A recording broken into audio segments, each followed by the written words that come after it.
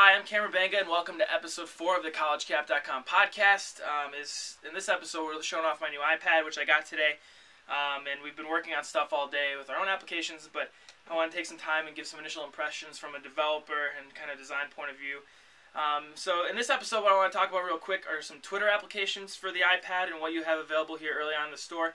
I have two I want to focus on today, both of which are free, and the first one's Twitterific. I've gotten a chance to play around with them a little bit and do some tweeting on them. I think Twitterific, to me, so far, is the better application. And there it goes. It's making noises. It does have these somewhat annoying tweet noises whenever you get new tweets. But it is really simple.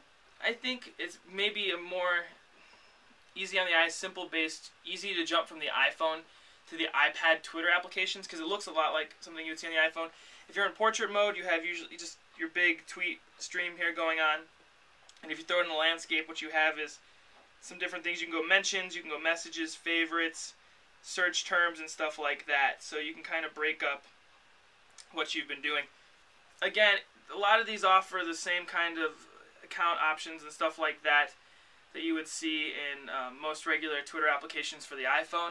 These two applications in specific just feel like iPhone applications that were ported up relatively quickly to the iPad and don't really account for all the new space and that kind of stuff. And I think that's something that's to be expected here early on with the iPad. But I think some of the things I'm really excited for when these applications get some time to develop. I think Tweety, too, is my favorite iPhone application for Twitter. And I really can't wait to see what they do with that, what that application has done with it when it gets ported over to the iPad. But as you can see here, just a huge open space when you go to tweet here on you have Twitter. So this is, again, Twitterific has a huge open space when you go to tweet.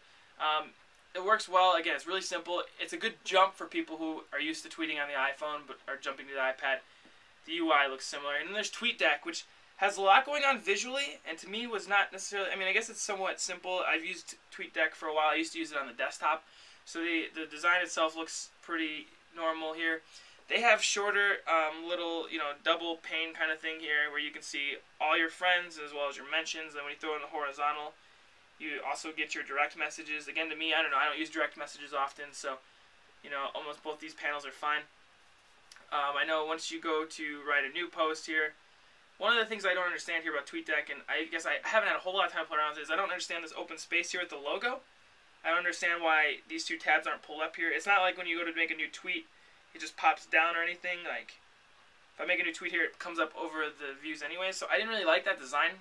I don't know, it seems like wasted space, and I guess for both these applications, it just seems like, TweetDeck and Twitterific, it's just jumping to the iPad to have an iPad application. That's just, But both of them are good options. Like I said, they're not by far going to be the best Twitter options we're going to see on the iPad, and I think they're good, initial efforts on the store, but nothing to go right home about being an amazing application yet.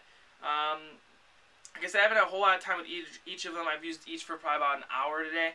So there's probably some features and stuff that I haven't had a chance to get a hold of. Again, TweetDeck lets you add your own columns, I think similar to what you see on their desktop application. And there's accounts and settings, and you can view profiles here really easily. So yeah, if you need a Twitter application, unless I'm missing something, I took a look at the store earlier. There are options. They're similar to what you've used on the iPhone or iPod Touch. But nothing that I feel like is the most amazing Twitter experience on the iPad yet, and I'm assuming that'll take a while.